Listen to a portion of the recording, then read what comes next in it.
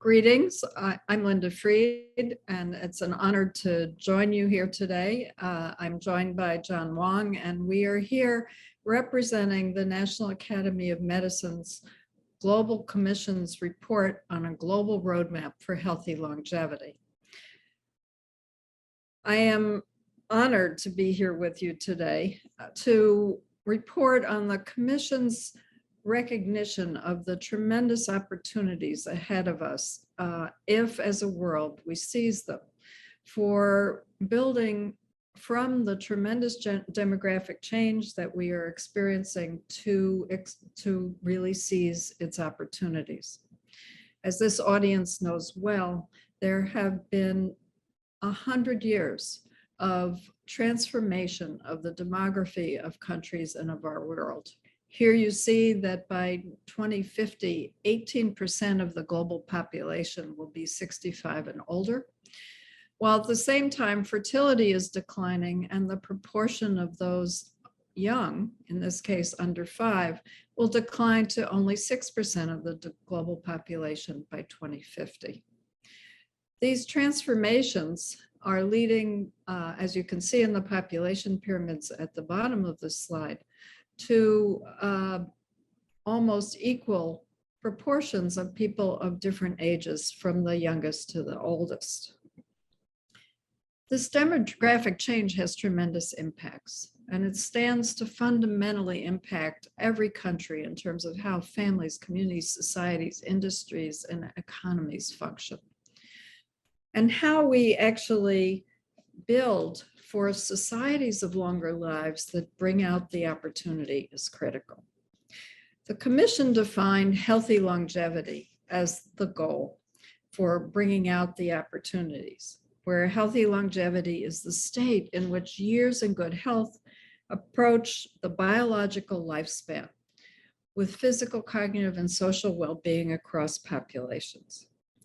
The importance of healthy longevity as a goal is tremendous. It, of course, is about living healthier and more productive lives for all ages, not just older people, because achieving it requires a life course approach of investing in health at the youngest of ages and at each subsequent age to accumulate the opportunity for good health in the oldest ages. Healthy longevity, if achieved, can be characterized by learning and growth, as well as health, diverse and satisfying intergenerational relationships, the opportunity with health to engage in productive and rewarding activities, and the development of work and societal roles that have meaning and purpose for older people. Making these investments will result in a longevity dividend if longer lives and good health are combined with the structures needed to enable healthier older adults to be productively engaged in life. Society and individuals of all ages will benefit. This commission was charged with preparing for how we socially, scientifically, and financially need to transform and invest for longer lifespans, and builds on a wide body of work globally, and some of those reports are detailed here.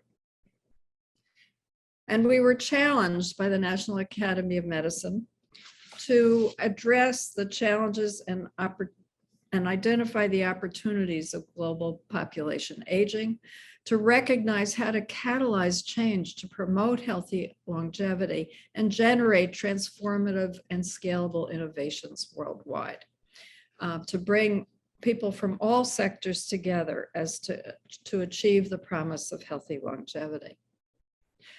The National Academy commissioned a global body of experts to produce an evidence-based consensus study providing the strategies to achieve healthy longevity. An international oversight board, global in representation, provided oversight for the design, charge, and implementation of the report. And the report itself was carried out by a commission, which I have had the opportunity to co-chair along with John Wong from the National University of Singapore, and immensely expert colleagues globally from multiple countries and 4 regions of the world. The statement of task was to lay out the basis for strengthening communities and enriching the lives of older people, exploring and recommending the approaches to enhancing systems across society, identifying approaches and reforms, avenues for innovative age-related research, and building on existing reports and global initiatives. It's important to say that the status quo represents a high cost of inaction. We already have people living longer lives with ill health. The GDP is clearly lower than it would be with better health through longer lives and full inclusion of older people benefiting from the assets that they can and would like to contribute. The costs of inaction involve increased fiscal burdens on government because of more people living longer with ill health, and increased fiscal financial burdens on individuals and families, and most of all, the lost opportunity for people of all ages by not recognizing, valuing, or including the tremendous capabilities and abilities to contribute that people of older age desire. So I'd like to speak first to the vision of the Commission for Healthy Longevity. As I said, the Commission defined healthy longevity as the state in which years in good health and the biological lifespan approach the biological lifespan with physical, cognitive, and social functioning, enabling well-being across populations. The Commission sought to actually build on the evidence that we now see that health span can be extended to approximate our longer lives, that prevention works and matters, that health is generated through every sector of society, and if unified, this can be accomplished for everyone.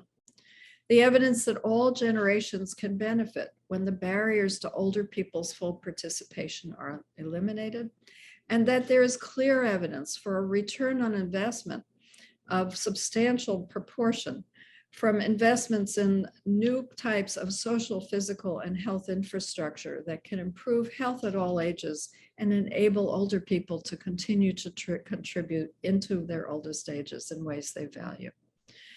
And this evidence actually disproves many myths that our policies and practices are currently based on. One, for example, is the myth that jobs for older people eliminate jobs for young people. But in fact, workforce participation among older people is positively correlated with workforce participation among the young. And beyond that, intergenerational teams have been found to be more productive and innovative. Based on all of this evidence, the Commission chose an approach to creating a vision that starts with the endpoint. If we built from the evidence, in 2015, far enough away in the future to see tremendous change and close enough to be relevant, particularly for people in their early 20s who will be entering older age by 2050. What could we create by 2050 using the evidence of what's possible? Well, the Commission has created a vision of a society in which all people are enabled to have long lives with health and function, in which, with health, older people have the full opportunity to engage in meaningful and productive activities that meet their goals and bring their social capital to society, in which all of society benefits from the contributions of older adults, and in which, when older people are thriving, all ages thrive. And finally, a society in 2050 in which we have accomplished the resolution of health disparities and accomplished the creation of equity within and between countries. So the vision is anchored in the evidence of what's possible and based on principles for healthy longevity, that people of all ages can reach their full potential, that societies that will permit this will be enabling the best health and functioning that individuals at each and all age are capable of attaining, and that we have accomplished an end of disparities between groups in the opportunity for healthy longevity, and unleashed the human, financial, and social capital of older people, which can be realized for their benefit and will benefit all of society. And finally, that we join together as a globe to create data and meaningful metrics to track the achievement of these goals. The Commission envisions accomplishing this through investing in a virtuous cycle where healthy longevity increases human, social, and financial capital, and the fruition of human goals at different ages. This provides and unleashes the resources to support investing further in the enablers of healthy longevity, which in turn go on to further amplify healthy longevity. Equity and social cohesion are at the center of this as the social compact of this virtuous cycle. And the resources unleashed through human, social, and financial capital are able to resolve the disruptors that prevent realizing this vision. The strategies are to shift the multiple complex systems of a society. All sectors need to make parallel investments in order to accomplish a society that realizes Vision 2050. This commission has provided that vision in its detailed report, but also identifies key levers that can initiate implementation, create optimism, momentum, and early returns, and assure that an all-of-society transformation is begun to build toward Vision 2050 for societies of long lives with health. The relevant actors are basically all of us across all sectors.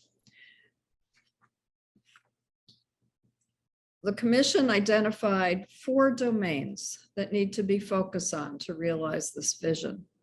3 enablers: redesign of the social infrastructure, the physical environment, and health systems, and the return on investment found through enabling older people to continue to engage in work, to contribute through volunteering, and to grow through education and lifelong training, to create the return on investment for societies as well as individuals, which we see as a longevity dividend. So let me continue by talking about the longevity dividend.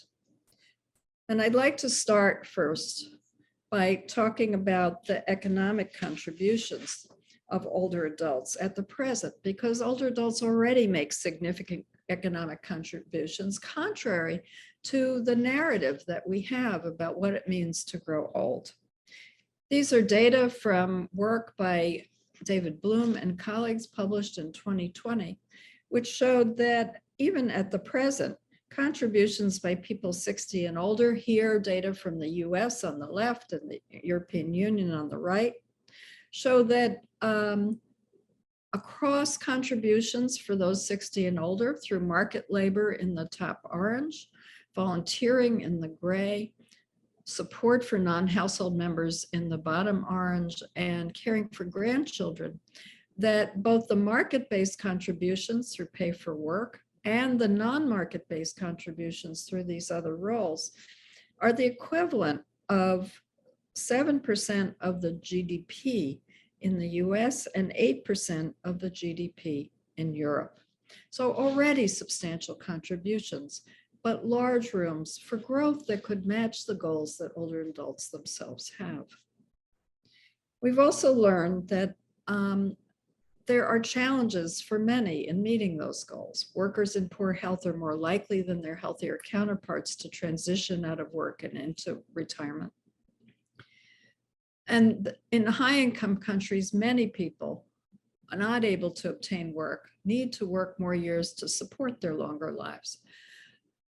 Sometimes that comes from inability to be hired, and sometimes that comes from ill health, their inability to be working.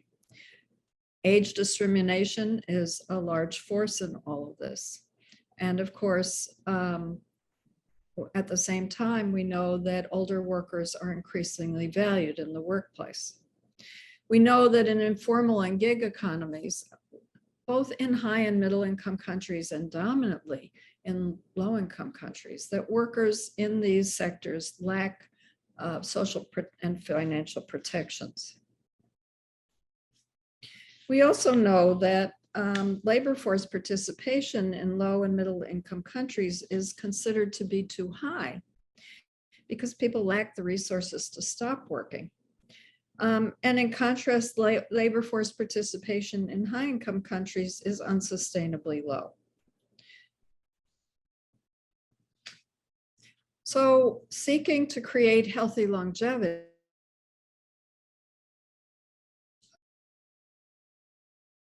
focus on heavily will really unlock the opportunity to rebalance the ways in which older people can engage in the future through work as well as retirement, through volunteering, and through really redesigning education and retraining to extend across our now longer lives. The goals for 2050 are to arrive at unleashing the economic and social benefits generated by people living, working, volunteering, and engaging longer, and to have the social infrastructure, institutions, and business systems that enable safe and meaningful work and other community engagement at every stage of life, and the education and training opportunities that promote participation in lifelong learning, growth, and engagement. The benefits to workplace and society from remaining in the workforce are tremendous. Obviously, income generation for older adults, potential health benefits from staying active, a strengthened economy, a strengthened workforce and workplace.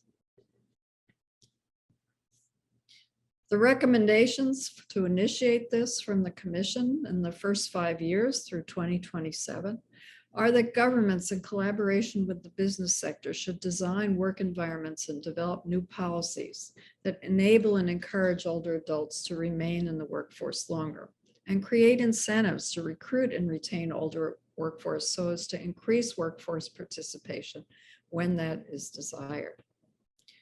The supporting structures will require governments, employers, and educational institutions to redesign education systems to support lifelong learning and training, and also to invest in the science of learning and training for middle-aged and older adults.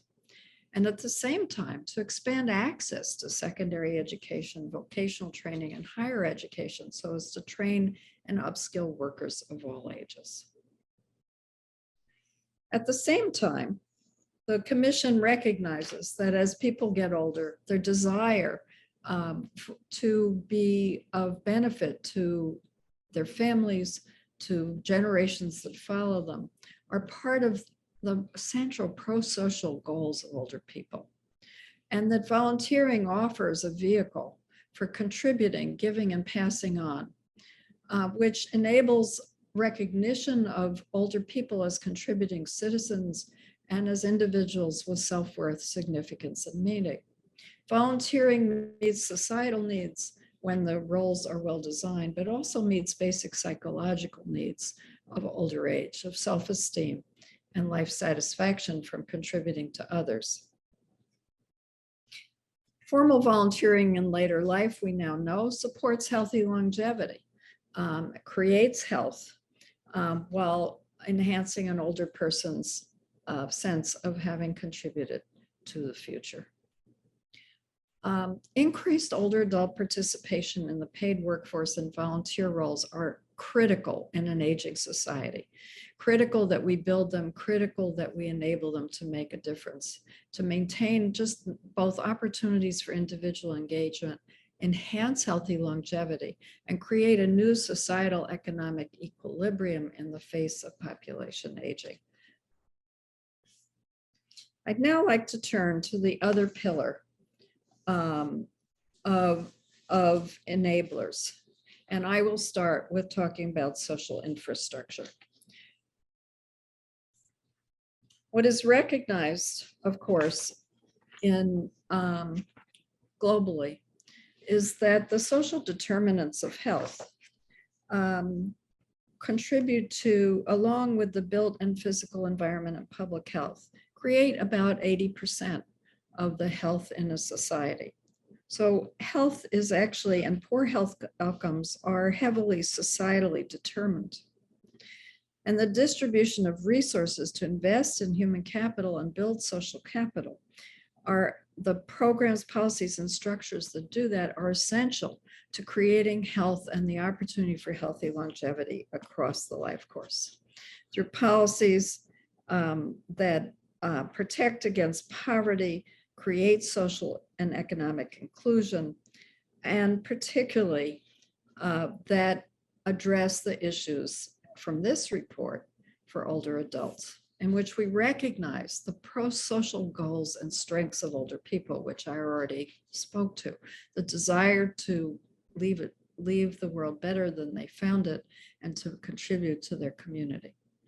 The ability to do that, as well as to work for pay, is constrained deeply by ageism and age discrimination, which constrains social inclusion.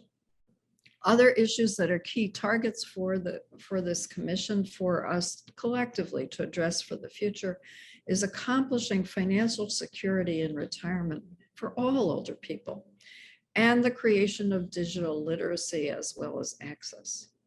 Broad goals for 2050 include social cohesion augmented by intergenerational cohesions and the creation of opportunities for purposeful engagement by older people at the family, community, and societal levels. And at the same time, assuring social protections and financial security for all older adults to mitigate the effects of financial vulnerability at older ages and to resolve inequity. To that end, the commission made recommendations for the next 5 years in terms of building social infrastructure. That government should develop evidence-based strategies for reducing ageism against any age group. That by 2027, all governments should develop plans for ensuring financial security for older people. And that to improve financial security in retirement, governments and employers should develop strategies for increasing financial literacy and mechanisms for promoting a life course approach to pension contributions and lifelong savings. Social infrastructure, the missed opportunities from not having the right social infrastructure for our longer lives involves tremendous costs. The World Health Organization has said that ageism costs all countries billions annually, that the lack of social protections and financial security undermine health and longevity. And as one example, a consequence of ageism and our current social infrastructure is social isolation, which itself in the US increases Medicare spending by an estimated US $7 billion.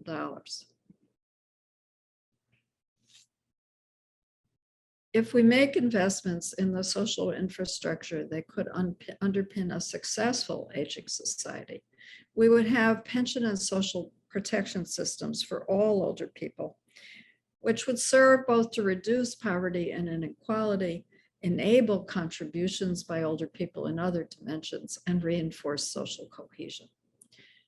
This kind of social engagement, as I said, is associated with better physical and mental health, but it is critical as well to the virtuous cycle of resolving ageism by enabling older people to be seen as important members of and contributors to society. The supporting structures that need to be built starting now to accomplish Vision 2050 will include laws and policies to eliminate age-based discrimination, Public information campaigns promoting the value of older people and attacking stereotypes so that we can see the tremendous assets and value and capabilities and abilities that older people want to bring to society and are able to do. To develop multi-generational advocacy that fights age discrimination for all ages so we can better accomplish our shared goals. And multi-generational policies and actions to strengthen social cohesion, and in large part through engaging older adults in societal roles, which will also serve to reduce loneliness.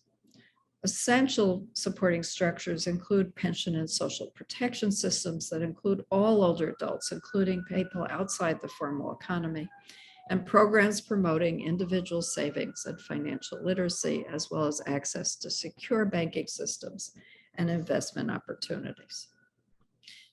I'll conclude here by introducing Dr. John Wong, my co-chair of the Global Commission that is presenting to you this global roadmap for healthy longevity.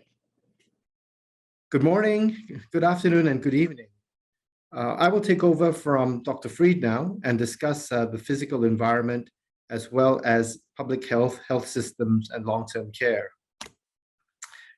The physical environment affects the way we live, learn, work, and play throughout our life course, for better or for worse.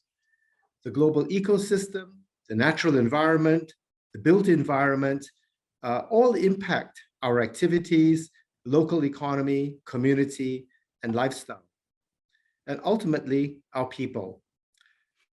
Current estimates are that 24% of death and disease can be linked to environmental hazards. This could worsen as more than half of the world now live in urbanized societies. In terms of physical environment, we've identified 6 that we would like to focus on: housing, public spaces and infrastructure, safety, transportation, digital technologies, and the effect of climate change and environmental hazards. And by 2050, we want the physical environment and infrastructure to support a population which is functioning and fully engaged, especially at older ages. Examples of supporting structures over the next 30 years include, very importantly, inclusion of older people in co-design and user-centered design of the built environment. It's not good enough building through the eyes of older people, but actively engaging them and asking them, what do you want? What do you need? Which will allow you to continue doing what you want to do and doing the things that you value. It's very important that public spaces promote social cohesion and intergenerational connection, while also encouraging physical activity. We want the physical environment to enhance access to food, transportation, especially public transportation, social services, and community engagement. And we need to have programs which mitigate the effects of environmental emergencies on older people, especially as the weather becomes more extreme. And very importantly, we must reduce air pollution. And removal of coal burning and fossil fuel forms of energy will be a major step forward.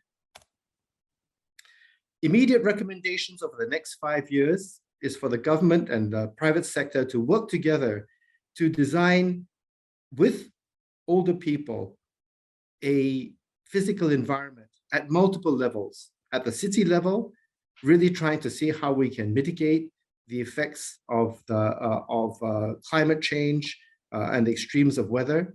At the neighborhood level, really trying to promote both the ability to work, the ability to connect, and the ability to be a multi-generational, cohesive community.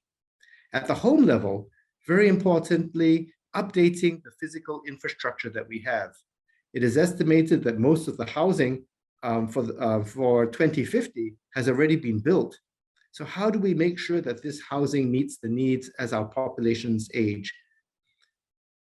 Ensuring that broadband is accessible to really reduce the digital divide, because as this conference can show, the importance of broadband, both in terms of education, health delivery, as well as everything from ordering food and everything else we need to run a 21st century society. And very importantly, public transportation options, because most people use public transportation, and really ensuring that we have first mile and last mile needs met. And this is something which we all believe that these 5 recommendations are immediate recommendations for the next 5 years. In terms of housing, and we've outlined some key targets. So housing, we think it's very important that universal design be available. And so the elements of no step entry, all living space on one floor, very importantly, switches and electrical outlets are at easily reachable heights. You don't have to bend down to plug in something into a PowerPoint, because we know that as people become old and frail, if they bend down, the risk of falls is much higher. Making sure that hallways and doors are wide enough to accommodate wheelchairs, and handles and faucets which are lever rather than having to rotate. Now, unfortunately, the bulk of housing do not have these universal design elements. So how do we retrofit our housing to allow this to happen? Housing must be available and affordable. It must promote health and safety, and it must allow us access to healthy food and other resources. We cannot have food deserts where people just don't have access to healthy food within easy walkable distance. What's the return on investment? Well, a study in 2017 did show that if one provides adequate housing and support, one can reduce emergency room visits and hospital stays, generating a return of investment of US $1.57 for every US $1 spent. A second key target is in public spaces and infrastructure. How do we have sufficient green space? How do we promote walkability? How do we ensure physical safety? And how do we leverage opportunities for the whole community to get together to design what they need to allow healthy longevity? Examples of how this can be successful: community gardens do allow older adults opportunities for exercise as well as social interaction. In Gambia, community gardens created jobs. They empowered women and youth, provided greater food security, nutrition, and health for the participants.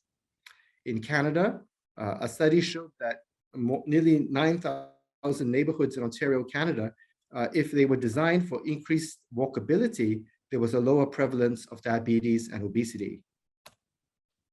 A third key target is transportation. And as I mentioned earlier, especially public transportation. For people who drive, how do we allow driving to be safe? And now that we're moving into 5G and other forms of, as the digital bandwidth increases, how do we really capture the use of autonomous vehicles and other solutions which are emerging?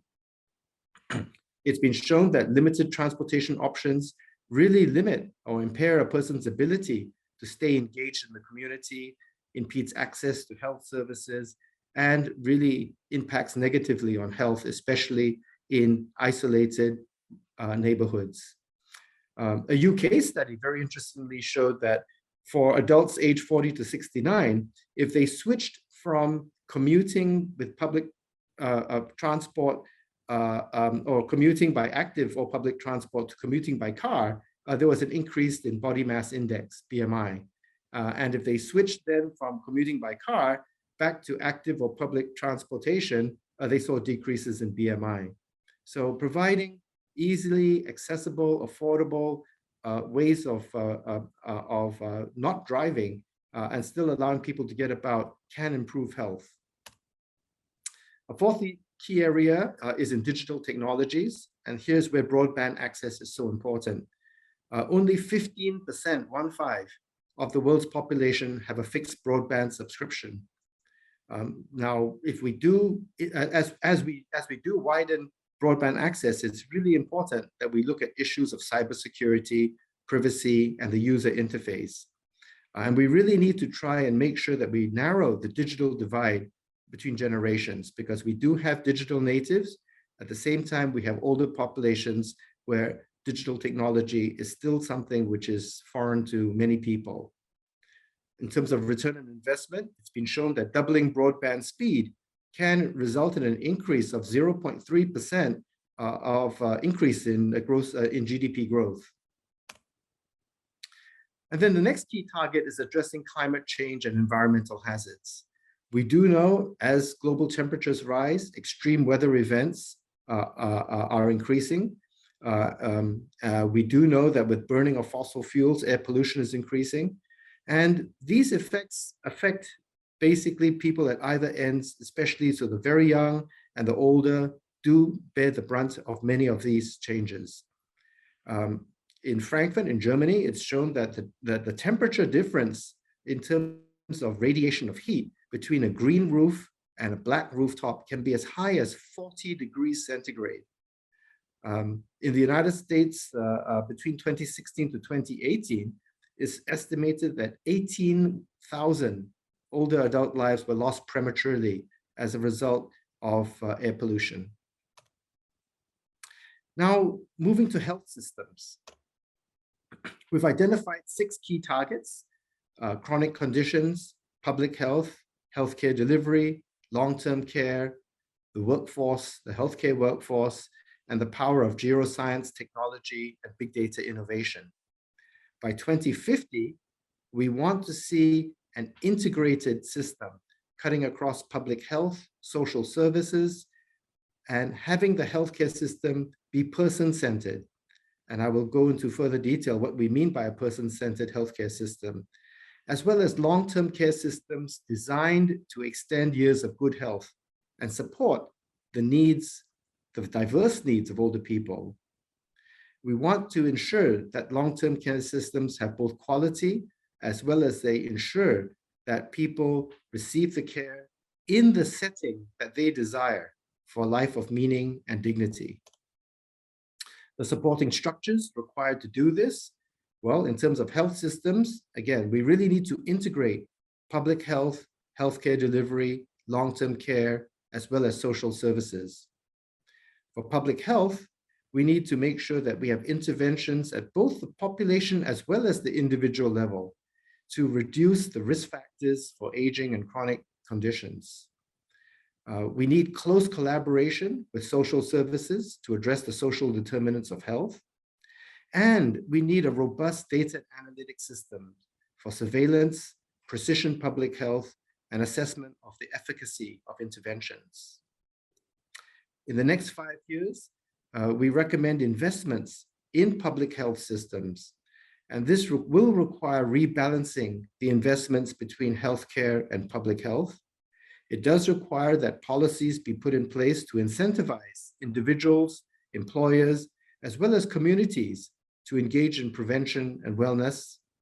And we really encourage all countries to establish 5-year targets for preventive health and measure the progress towards these targets. The supporting structures over the next 30 years for healthcare systems, we do want countries to look at having integrated person-centered care, including care coordination. We would like to see much greater investments in primary care systems because the return on investment in primary care is well established. These will provide preventive screenings, address risk factors for chronic diseases, and promote positive health behaviors. We would like to make sure that health records are comprehensive and shared. This will allow a goal-based plan across the entire ecosystem. We want collaboration with social services to address the social determinants of health. And we want to make sure that we have a workforce which is trained in geriatrics that can adequately care for an older population. And then towards the end of life, ensuring that we have palliative and hospice care that allow people to have a life of dignity and comfort in the last phases of their lives. Now, what is meant by person-centered and integrated care? Well, person-centered care is important for all ages, but especially when people have advanced illness or conditions requiring complex management or multiple chronic conditions. And Currently, unfortunately, many people over the age of 50 or 60 have multiple chronic conditions: hypertension, hyperlipidemia, diabetes, osteoarthritis. And for these, clinical guidelines are less helpful because clinical guidelines tend to be disease specific. And actually, treatment efficacy may be controversial because for clinical guidelines for diabetes versus hypertension versus osteoarthritis, trying to come together and have a comprehensive integrated plan is challenging. Side effects increase the more medication is added, and sometimes treatment for one disease may undermine that for another. So in contrast to a disease-focused care delivery system, person-centered care is relationship-based. It's around the needs of an individual, and it views all their diseases as well as their body systems as interrelated. It's designed around a person's experiences and, very importantly, their preferences and goals. Integrated care really ensures that people receive a continuum of services, starting from health promotion, disease prevention, all the way through to diagnosis, treatment, disease management, rehabilitation, and palliative care at different levels and different sites within the health system. And that it's important to make sure that the care is tailored to the needs throughout the entire life course.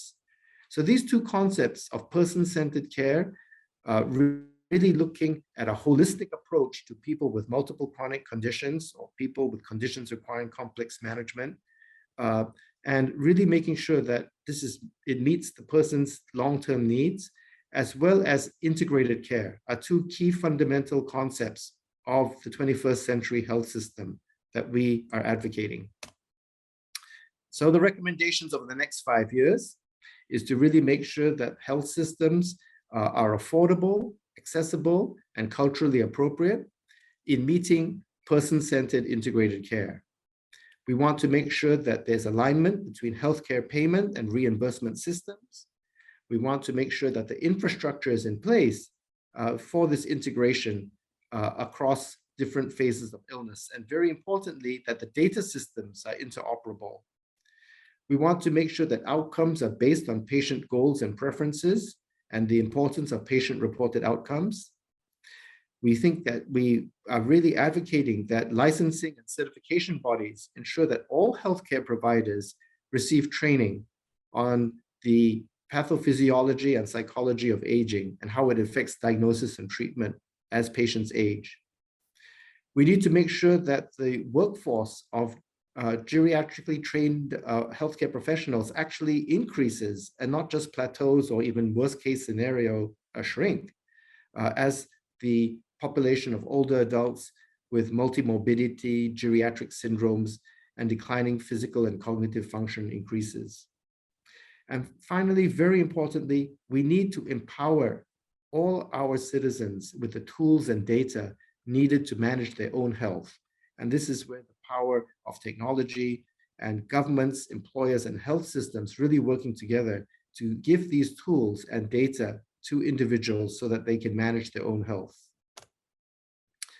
In terms of long-term care, supporting structures over the next 30 years include both policy and funding, prioritizing that care delivery should be in the setting that the person chooses as far as possible, and that this respects individual autonomy and maintains dignity, addressing issues of care quality and the risk of abuse, neglect, and exploitation. We need to make sure that care and support, social support structures address all needs, including making sure that people have a life of meaning and purpose. We have to support families and family caregivers with long-term care needs, and we need to see how we can harness technology to support caregivers and people needing care by providing monitoring at the same time as addressing privacy issues.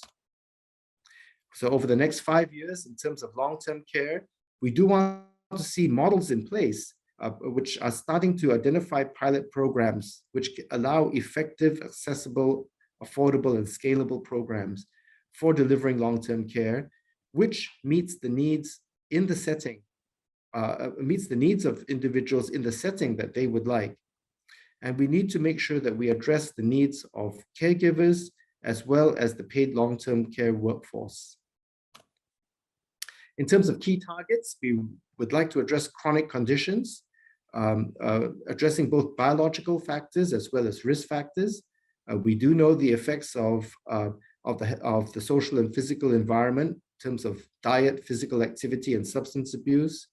We know the effects of tobacco, unhealthy alcohol consumption, an unhealthy diet, as well as physical activity, and the major impact on cardiovascular disease, cancer, chronic obstructive pulmonary disease, and diabetes.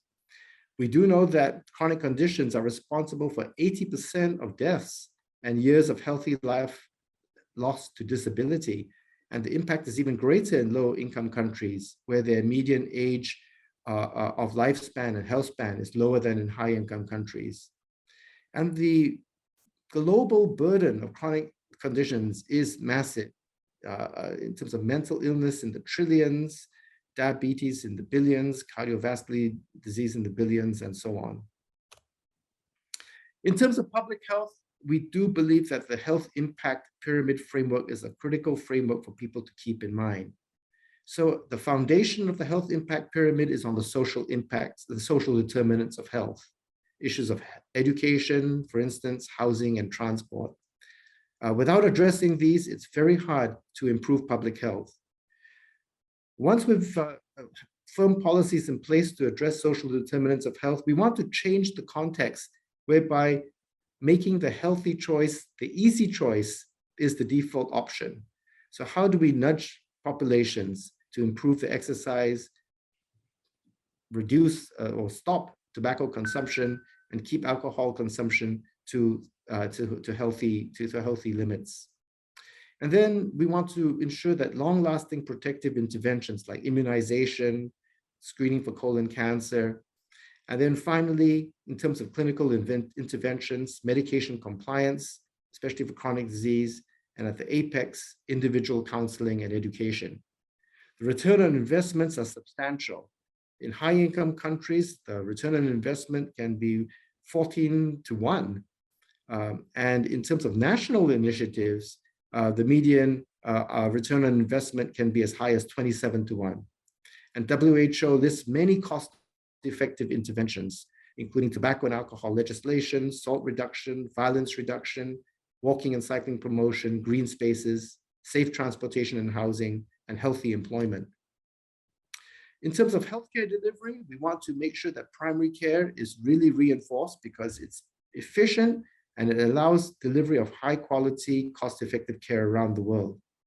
In terms of geriatric care, we want to make sure that the programs such as the integrated care for older people promoted by WHO is available to all. And we want to make sure that integrated person-centered care is implemented because it is the most effective and appropriate care delivery model for maximizing health, function, and well-being across the life course. In terms of long-term care, we want to ensure that investments are made in community-based long-term care, strengthening the role and really assisting family caregivers because the quality in family caregiving is highly variable and the expenditure on family caregiving is substantial. We want to look at how to improve the quality in paid home care and how do we address the challenges that paid caregivers have. We want to address issues in nursing homes where quality is heterogeneous, funding is heterogeneous, and there are real opportunities for change. In terms of the healthcare workforce, we need to make sure that our professional workforce as populations age are adequate and trained to meet not only current, but very importantly, future needs. Medical schools around the world, WHO has shown that the curriculum is wanting, and we really need to invest in making sure that the curriculum, not just in medical school, but across all health professional schools, both in terms of undergraduate, graduate, as well as postgraduate training programs and continuing education programs, meet the needs of our populations. And then finally, issues of geroscience, technology, and big data. Geroscience is an exciting field where our knowledge of the biological mechanisms that cause chronic conditions, frailty, and functional decline are known, and we can start developing both preventive and therapeutic interventions to slow this process, prevent, and even delay the onset of chronic conditions. Technology has been shown that it can improve both functionality as well as increase healthcare delivery and improve health behavior. Telemedicine is an excellent example, and telehealth using wearables, again, are examples of technology. And in terms of big data, analytics, and healthy longevity, artificial intelligence, machine learning really enables precision medicine and precision public health to be done at scale. Technologies such as natural language processing, robotics, computer vision, pattern detection, and fall detection can all improve the health of our population. But there are challenges. There are risks in terms of big data, and we need to make sure that we address issues of statistical noise as well as bias. So thank you very much, and I will then hand over to Linda for questions. Thank you.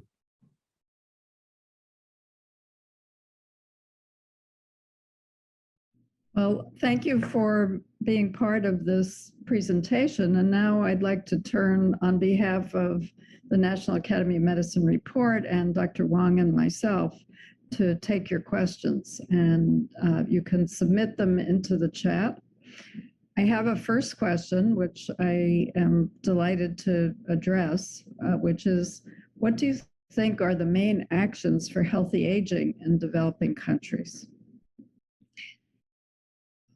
The Commission would say that across the topics that we have just covered, there are actions in every area that are very important for all countries, developing countries, high, middle, and low-income countries. And I would say that they need to be thought of across the several frameworks. We've talked about specific issues that need and sectors that need transformation for two goals. One is to create health across the full life course so that people who are now arriving at old age will be arriving at old age healthier and will be able to stay healthier. And second, to really design nations and cities and communities for the longer lives we've now created. Most communities were designed when life expectancy was half of what it will be in even 2 decades in all countries. And we need to design for the second half of life to facilitate health in aging for older people, but also to facilitate people staying engaged in ways that they want to and value. So let's think about the sectors. First of all, if we think about the first goal of health across the life course, it's very clear that actually all sectors have a role to play, starting with social protections and social infrastructure, as I discussed earlier, so that we are providing income support so that people are not in poverty, which makes a huge difference in children's opportunity to grow, develop well, be nurtured, and to have adequate food and nutrition, be able to stay in school longer, and actually to grow into people able to engage productively in their lives. All of these conditions set the stage for the opportunity for healthy longevity and are critical parts of whether people arrive at older age with health or in illness. Complementing those social determinants of health, which of course include housing as well, are what Dr. Wong spoke to in terms of public health. The return on investment in public health-led solutions at the level of communities and populations is very high. And its dedication to delivering the conditions that create health for individuals and populations is essential to complement interventions on the social determinants of health. So how, for example, do we design our environments to enable staying physically engaged, to assure access to healthy and nutritious foods? How do we actually develop interventions that promote mental health? All of these things appropriate to every age and stage of life are delivered in large part through effective public health at a community and population level, and in a more targeted way in clinical care. And then, of course, the medical care system and the long-term care system, as Dr. Wong just said, are critical for health and for health in older age. These are the things that set the stage for the accomplishment of healthy longevity. But in addition, with health and with function preserved into older age, it's very clear that across developing and developed countries, that older people desire many things: to have the opportunity to work if they need to, and to stay engaged in their families, supporting the future of young people and the next generations, and supporting the well-being of their communities. In both of those, if we design to enable older people to meet these goals in ways that they value, regardless of the stage of economic development of the country itself, they will be actually supporting their own health and well-being, but also contributing to the vibrancy and thriving of society at large. And I think particularly the goals of older people become increasingly social as we all get older, pro-social actually, in terms of concerns for others, concerns for the well-being of family and community, concerns for future generations. And so programs that can enable older people to come together to support future generations in this way, to accomplish things that no one can accomplish alone, for the betterment of the success of young people, for the betterment of the success of communities, will actually be one of the many ways that older people contribute and that we as societies will thrive because there are more older people. It's important to recognize that as people get older, we accrue capabilities that are a product of acquired both objective knowledge and life experience. We acquire ways and skills at analyzing problems and solving them. And older people are quite adept at tackling complex problems and solving them if they believe they're very important. And they do, from a pro-social goal point of view, believe deeply that the success of future generations is important. So how we can use this unprecedented social capital, how we can enable people to meet their goals collectively when it requires collective solutions, can support the success of young people as they're growing up and as they move into the workplace, and can support the thriving of societies in so many ways. So across all of these pillars of work that and transformations, they apply to all countries in the perspective of the National Academy of Medicine Commission, although the solutions might be developed differently in different countries and regions. All of these solutions need to be coupled with attention, regardless of the stage of development of a country, by solutions for ageism, which adversely affects old people. It also adversely affects young people. With these kinds of approaches, older people will thrive. We will have societies that younger people feel optimistic about growing old in, and younger people will have the support of older people to thrive as well. I don't see any other questions, so I thank you so much for your attention. We're just about out of time, and I wish you a great rest of the day. Take care.